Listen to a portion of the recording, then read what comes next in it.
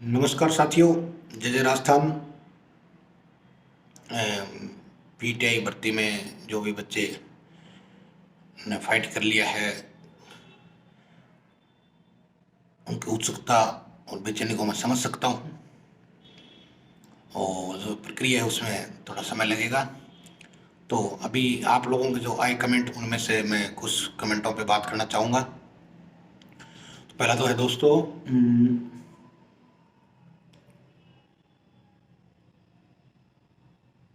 DV complete हो गए। हाँ, 11 व 12 तारीख को कल डीवी कंप्लीट हो गए। उसमें 345 बच्चे अनुपस्थित थे, जिसमें से मात्र 46 ही अभ्यर्थी डॉक्यूमेंट वेरिफिकेशन के लिए पहुंचे थे। तो लगभग 300 अभ्यर्थी एब्सेंट रह गए।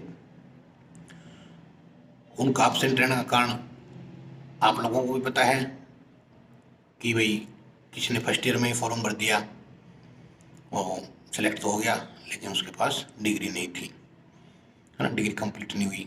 ये किसी, है ना, किसी की अभी सेकेंड ईयर चल रहा है, किसी का रिजल्ट नहीं आया, तो इस वजह से वो डॉक्यूमेंट वेरिफिकेशन प्रक्रिया में शामिल नहीं हो सके। ये तो रही इनकी बात। तो आप सभी को इस चीज़ से पता चल गया होगा कि लगभग पूरे पूरे बच्चे ही पास हो रहे हैं। जितनी वैकेंसी है लगभग ऊपर आप मान के चलो 250 बच्चे ऊपर मान के चलो, जिनमें से कुछ बच्चे 100 एनसीटी अप्रूव्ड यूनिवर्सिटियाँ नहीं हैं, उनके भी हैं। तो लगभग 450-500 बच्चे वो बाहर होंगे। तो जो बच्चे मेरिट को लेकर चिंतित हैं कि सर मेरिट कितनी रहेगी, तो वो एकदम निश्चित हो जाए। बस ये बस सोचो कि सीटें खाली नहीं रह जाए। इसमें सीटें खाली रहने का चांसेस ज़्यादा बन रहे हैं, है ना। काफ़ी बच्चे खड़े नहीं उतर पाएंगे डॉक्यूमेंट को लेके। तो उनमें अच्छा, काफ़ी बच्चे मेरे को मैसेज कर रहे हैं, सर प्रोविजन लिस्ट बाद में आती है और आप पहले बता रहे हो और ये बता रहे हो। प्रोविजन लिस्ट दो टाइप की होती है। अब आपको ये समझ में नहीं आ रहा कि भाई प्रोविजन में किसको कैसे डालते हैं। प्रोविजन एक प्रोविजन ऐसा होता है जिसमें आपकी कोई डॉक्यूमेंट क्यूरी है, जैसे आपने शपथ पत्र दे दिया कि मैं दोबारा जमा करा दूंगा, जैसे आपको ओबीसी सर्टिफिकेट का मामला हो गया, या फिर आपकी कोई मार्कशीट ओरिजिनल नहीं थी आपके पास में, डुप्लीकेट निकलवानी है आपको यूनिवर्सिटी से या स्कूल से, सॉरी अजमेर बोर्ड से या अन्य किसी बोर्ड से, जो आपको मार्कशीट कलेक्ट करनी थी उस समय आपको समय नहीं मिल पाया और आप वो अब निकलवा लोगे डुप्लीकेट। वो जो क्यूरी है वो प्रोविजनल होगा। दूसरा प्रोविजनल होगा कि जैसे इसमें और भी चीज़ें आएंगी, जैसे आपका रिजल्ट, आपने अपियरिंग में फॉर्म भर रखा था और आपकी यूनिवर्सिटी का रिजल्ट आपके एग्जाम डेट से पहले नहीं आया, तो वो बच्चे भी निश्चित रूप से बाहर होंगे। ये ध्यान में रखना, जिन बच्चों का एग्जाम डेट से पहले रिजल्ट नहीं आया वो बच्चे एलिजिबल नहीं होंगे भर्ती के लिए। चाहे आप फिर कहीं भी जाओ, कोर्ट में जाओ, कहीं भी जाओ, विज्ञप्ति में साफ साफ लिखा हुआ क्लियर। ठीक है, तो डॉक्यूमेंट वेरिफिकेशन वाला हो गया क्लियर, 12 तारीख को हो गया। अब आगे की प्रक्रिया अब स्टार्ट होगी। इस दौरान सभी बच्चों का जो स्पोर्ट्स सर्टिफिकेट है उसकी जांच का काम चल रहा था। तो ये तो हो गई डॉक्यूमेंट को लेके बात। अब दूसरा बिंदु है अपना, हाँ दूसरा बिंदु भी इससे मिला जुला ही है कि कई बच्चे है ना भाई, वही ऑप्शन आएगा कि भाई डिग्री जमा नहीं करा पाए। एक साथी का कमेंट आया था कि सर मेरी बीए की फर्स्ट ईयर की सेकेंड की मार्कशीट नहीं थी मेरे पास में, तो मैं ओनली फाइनल की और डिग्री की जमा करा के आया था।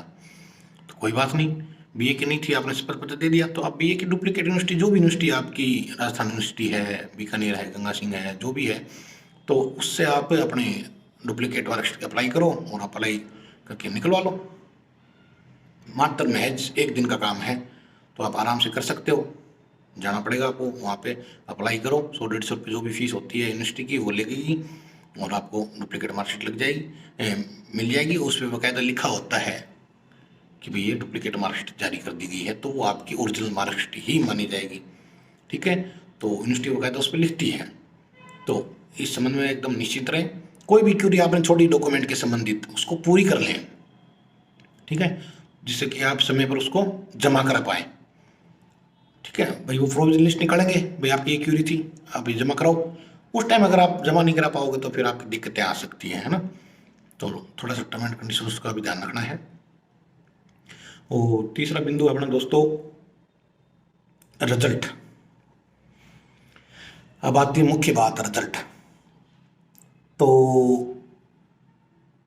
आज अपने साथी भाई जो आप बेरोजगार संघ के अध्यक्ष हैं, उन्होंने भी वहाँ से मुलाकात की है, बता रहे हैं कि फरवरी में, तो ये हकीकत है दोस्तों, फरवरी फर्स्ट वीक में रिजल्ट आने की संभावना है, क्लियर नहीं कह सकते, संभावना है। आप सभी को ज्ञात है कि 3-3 4-4 भर्तियाँ एक साथ चल रही हैं बोर्ड में, और बोर्ड के पास में इतना स्टाफ नहीं है, फिर भी वो दिन रात करके और काम कर रहे हैं। तो अभी तो आपको प्रोविजन लिस्टें जारी होंगी, जो भी क्यूरी है वो क्लियर होंगी, जिसका कोई शपथ पत्र रहेगा उनसे शपथ पत्र मांगा जाएगा उस संबंध में, कोई देना भूल गया हो या जानबूझ के नहीं दे के आए हो या कैसे भी जो भी क्यूरी है, तो एक तो वो रहेगी। तो उस संबंध में ये प्रक्रिया लगभग 1.5 सप्ताह खा जाएगी। ये जारी करने के बाद, प्रोविजन लिस्ट जारी करने के बाद में 1.5 सप्ताह ये ही प्रक्रिया खा जाएगी आपकी, ठीक है। अभी काफ़ी बच्चों का पीटीएम का ग्रुप बना हुआ है, उसमें भी कह रहे थे कि सर फिर ज्वाइनिंग तो एक बार समय लगेगा साथियों, क्योंकि जब भी बोर्ड से डॉक्यूमेंट वाला काम पूरा हो जाएगा, ठीक है, उसके बाद में अधिष्ठान बोर्ड शिक्षा विभाग को नियुक्ति के लिए अनुशंसा भेजेगा, है ना। पहले बता चुका हूँ मैं, नियुक्ति के लिए अनुशंसा भेजता है कि भाई हमने इतने बच्चों का एग्जाम लिया था और ये बच्चे एलिजिबल हैं, इनकी ये डॉक्यूमेंट रहे, और उनकी एक सॉफ्ट कॉपी निदेशालय को भिजवा देंगे और उस पर निदेशालय अपनी आगामी कार्रवाई स्टार्ट कर देगा। इस प्रक्रिया में शिक्षा निदेशालय भी 15 से 20 दिन आपके ले लेगा। पहले तो वो डॉक्यूमेंट चेक करेंगे, ठीक है, सारे, और उसके बाद में एक साथ जो बाहर की डिग्री है उनको डिग्री वेरिफिकेशन के लिए वो टीम गठित करेंगे, फिर वो टीमें जाएंगी, फिर आपको डिग्री वेरिफिकेशन होगा, ठीक है। डिग्री वेरिफिकेशन के लिए टीमें जाएंगी निदेशालय से, और एक साथ आपका डिग्री वेरिफिकेशन हो जाएगा। उसके बाद में प्रक्रिया स्टार्ट होगी आपको जिला आवंटन की। फिर आपसे आवेदन मांगे जाएंगे कि भाई आपको कौन सा जिला नियुक्ति के लिए चाहिए, है ना। तो वो प्रक्रिया स्टार्ट होगी, वो आपको उसमें भी आपको कम से कम 10-12 दिन का टाइम, 15 दिन का टाइम दिया जाएगा। ये तो है नहीं भाई आप 2-5 दिन का टाइम दिया सब ने भर दिया, ऐसा भी नहीं होता। फिर उसमें ये भी होता है कि कोई बच्चा छूट न जाए, इसलिए 2-5 दिन की छूट और भी दी जाएगी। ऐसे करके दोस्तों फरवरी वीक पूरा इस प्रक्रिया का आप मान लो। तो जनवरी आधी तो गई, आधी इस प्रक्रिया में चली जाएगी, फरवरी रिजल्ट में, फाइनल रिजल्ट में, और आगे की निदेशालय की प्रक्रिया में फरवरी निकल जाएगी। अब आती बात मार्च पे। तो मार्च में जब आपको जिला आवंटन हो जाएगा, फरवरी लास्ट में या मार्च में जिला आवंटन हो जाएगा, उसके बाद में डिपेंड करेगा जिला शिक्षा अधिकारी संबंधित जो आपको जिला आवंटन हुआ है कि वो आप कब आपको काउंसलिंग पे बुलाता है और कब आपकी नियुक्ति प्रक्रिया स्टार्ट करता है। तो डिपार्टमेंट जल्दी से जल्दी करना चाहेगा, ऐसी कोई बात नहीं है। और दोस्तों चुनावी वर्ष है तो कुछ भी संभव है, और मैं तो यही कहता हूँ कि भी सरकार की मंशा यही रहती है हमेशा, और चुनावी वर्ष है तो ऑटोमेटिक रहनी कि भी आपको जल्दी से जल्दी नियुक्ति की कार्रवाई हो, जो आपको भी लाभ मिले और संबंधित जो भी इच्छा रखते हैं उनको भी लाभ मिले कि भाई जितनी जल्दी नियुक्ति होगी उतना सभी को लाभ मिलेगा उसका। तो दोस्तों मैं फिर एक बार दोबारा से आपको दोहराना चाहूँगा कि तो किसी भी चीज़ को, किसी भी भ्रामक प्रचार को लेके भ्रमित ना हो। कोई भी अपने दिल में आए वो बोल सकता है, जैसे मैं बोल रहा हूँ मैं भी मेरे दिल की बोल दूँ, 2 भाई और भी अपने दिल की बोल देंगे, अखबार कोई अपने दिल की बोल रहा है, वो अपने दिल की बोल रहा है, ठीक है। उनको कुछ छोटे मोटे क्लू मिलते हैं। अभी कोई बीच में फर्जी डिग्रियाँ पकड़ी गई किसी के घर पे, तो इमितर से आप भी, कलर प्रिंटर से आप भी निकाल सकते हो किसी भी यूनिवर्सिटी की एकदम कॉपी करके, जस्ट कोई बड़ा मैटर नहीं है ये। डिग्री वो ओके है, आपने यूनिवर्सिटी में एडमिशन लिया, आपने एग्ज़ाम दिए, आप वहाँ गए, आपने एग्ज़ाम दिए। रेगुलर तो शायद भाई रेगुलर होती है सबकी डिग्री, लेकिन राजस्थान विश्वविद्यालय में करते हैं, बीकानेर विश्वविद्यालय में करते हैं, डूंगर को ये सॉरी गंगा सिंह यूनिवर्सिटी में। तो सभी को पता है कि कौन कितना रेगुलर जाता है, कितनी क्लासें होती हैं, कितना होता है, ठीक है। तो ये कोई इशू नहीं है कौन कितना क्लास में गया, कितना नहीं गया।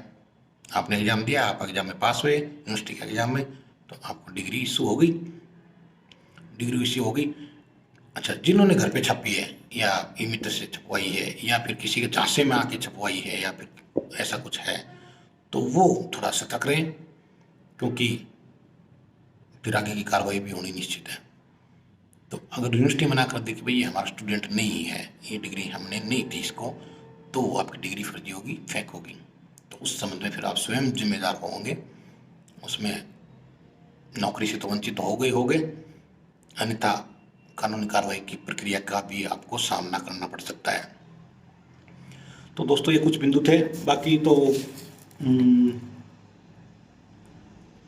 अब मेरे को ऐसा कुछ इशू लग रहा नहीं। अच्छा, आप लोगों में से एक साथी मेरे से पर्सनली आके मिल के गया, मुझे बड़ी खुशी हुई। बोला सर आपने बहुत हौसला देते हो, है ना, बहुत पॉजिटिव रहते हो। तो उसने बहुत अच्छा बताया, बोला हमारे साथियों में उनके 300 साथी हैं ग्रुप में, हनुमानगढ़ गंगानगर जिले के। तो वो कहते हैं कि सर साथियों मतलब यूँ कॉन्फिडेंस आता है, ये कॉन्फिडेंस ही रखना है साथियों आपको।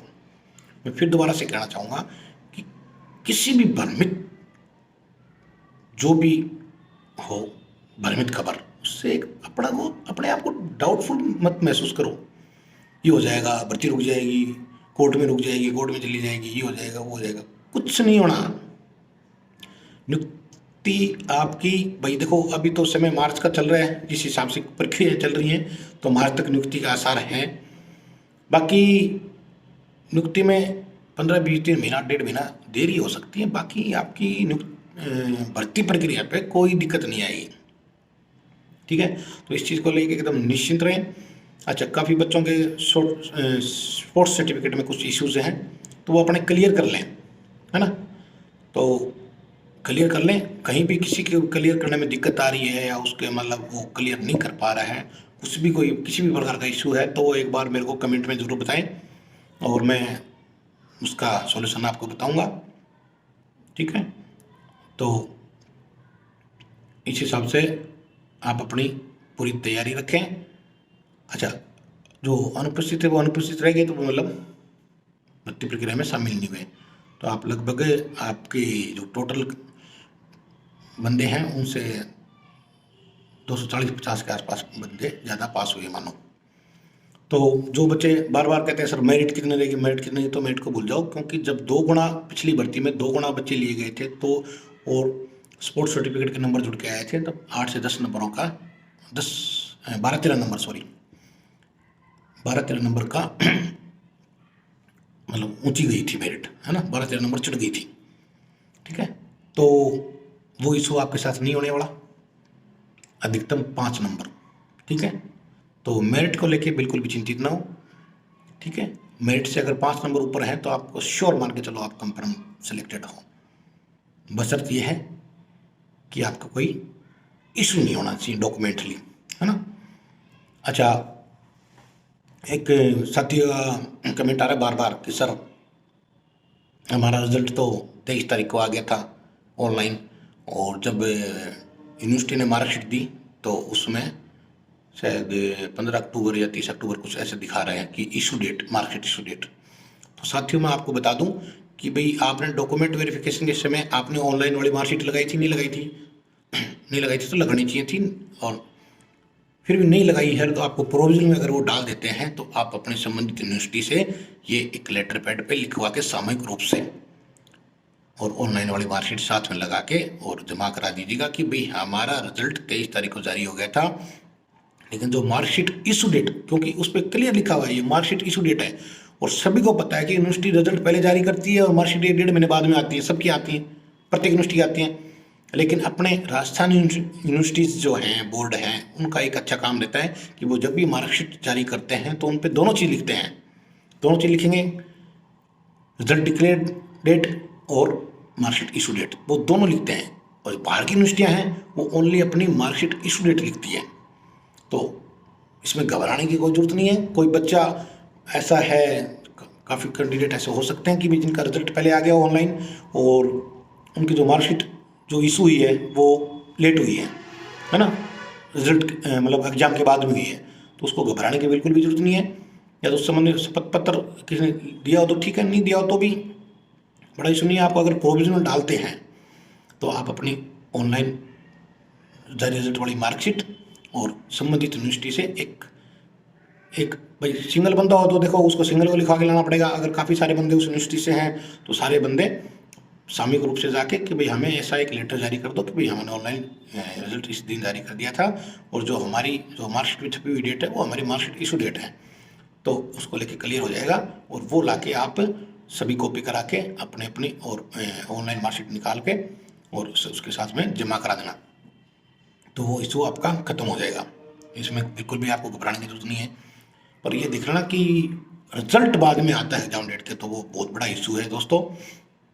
मतलब उस टाइम तक आप एलिजिबल नहीं थे, तो इस चीज़ को बहुत खास करके ध्यान देना, आपको बहुत गंभीरता से लेना है। तो जो भी आपको कार्रवाई करनी है, यूनिवर्सिटी से जाके लिखवाना है, करना है, वो करना है तो वो कर लेना। बाद में कोई नहीं सुनेगा फिर आपकी, क्योंकि रिजल्ट जो इशू है फिर वो लंबा लटक जाएगा मामला, फिर आप कोर्ट में जाओगे, है ना, भाई हमारी सुनवाई नहीं हुई। तो वो आपको कर लेना है, ये आपको बहुत गंभीरता से लेना है, गंभीर मामला है ये, है ना। इसलिए आप नियुक्ति प्रक्रिया से बार भी कर देंगे, फिर आपको कोर्ट के चक्कर काटने पड़ेंगे। तो इस मैटर को थोड़ा गंभीरता से लेना।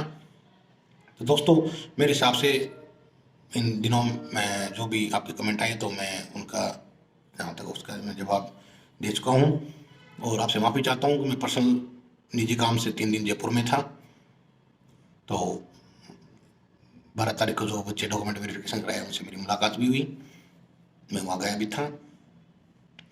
तो दोस्तों इस चक्कर में वीडियो नहीं बना पाया, तो मेरे तो आपसे फिर दोबारा से एक निवेदन भी है और मैं ये भी कहना चाहूँगा कि भाई आप है ना बी पॉजिटिव, है ना। और अपने नेताजी हैं उपेंद्र यादव जी और सब संघर्ष कर रहे हैं और आपको जल्दी से जल्दी नियुक्ति दिलाने की प्रयास वो कर रहे हैं। और ऐसी बात नहीं है, जो भी कर्मचारी लगे हुए हैं इस काम में उनकी भी यही मंशा है, आपको जल्दी से जल्दी नियुक्ति मिले, जल्दी से जल्दी आप राज्य सरकार का हिस्सा हों। तो दोस्तों फिर दोबारा से एक बार मेरी तरफ से बहुत बहुत शुभकामनाएं। थोड़ा कोई भी अगर आपके डॉक्यूमेंट क्यूरी है उसमें सतर्क रहें और उसको जल्दी से जल्दी पूरा कर लें प्रोविजन लिस्ट आने से पहले पहले, है ना। कोई भी क्यूरी है, क्या पता आपको प्रोविजन लिस्ट में डाल दी जाए और वो क्यूरी दे दी जाए, तो उस टाइम आपके पास वो डॉक्यूमेंट होना चाहिए। आपको सप्ताह भर का टाइम दें तो आप उसको जमा करा दें।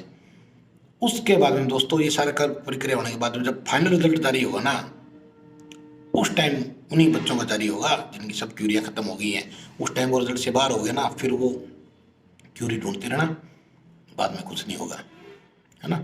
बाद में बहुत देरी हो जाएगी।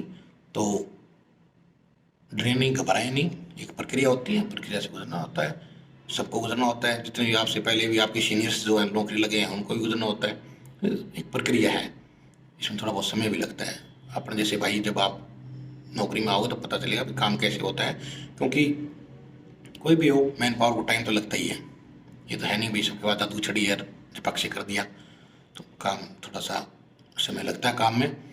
तो पॉजिटिव रहें, मस्त रहें, स्वस्थ रहें।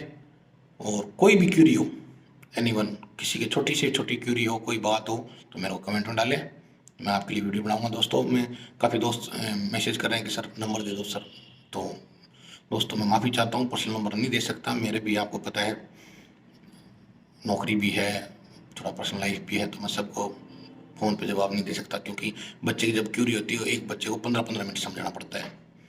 जब एक साथी वो दोस्त मेरे से मिलने आया तो मैंने उसको पौन घंटे तक लगातार कंटिन्यू डिस्कस किया, तब जाके उसके दिमाग में आई बात। तो पौन घंटे में पर्सनली फ़ोन पे एक आदमी को बताऊँ तो संभव नहीं हो सकता। मैं कर भी नहीं सकता कि तो इस संबंध में मैं आपसे माफ़ी चाहूँगा। बाकी कोई क्यूरी हो तो आप जो नज़दीक का कोई भाई है, बंधु है, वो मुझसे आकर ऑफिस में मिल सकता है। कोई भी बता देगा, नंबर दे देगा, ठीक है। और आगे मत देना नंबर प्लीज़ दोस्तों, मैं सबको मतलब एक साथ नहीं कर सकता टैकल। तो कोई भी क्यूरी हो मेरे को कमेंट में ज़रूर बताएं। और हाँ दोस्तों, भाई पता नहीं सबने देखा है नहीं देखा, मेरे 5,500-6,000 साथी हैं, वो आगे तैयारी कर रहे हैं, वो साथी भी हैं, तो उनसे एक बार निवेदन करना चाहूँगा, प्लीज़ एक बार सब्सक्राइब कर दें और लाइक और शेयर कर दें, जिससे मेरे को भी थोड़ा सा यूँ लगे कि भाई हाँ, बच्चों का रिस्पॉन्स आ रहा है, तो मैं भी ज़्यादा से ज़्यादा जानकारी आपको दे पाऊँ, मेरा भी उत्साह बढ़े और आपका भी यूँ धैर्य बना रहे। और मेरी तरफ से आपको बहुत बहुत शुभकामनाओं के साथ मैं दोस्तों आपसे एक बार आज के लिए विदा लेता हूँ। और जय जय राजस्थान दोस्तों, जय हिंद दोस्तों।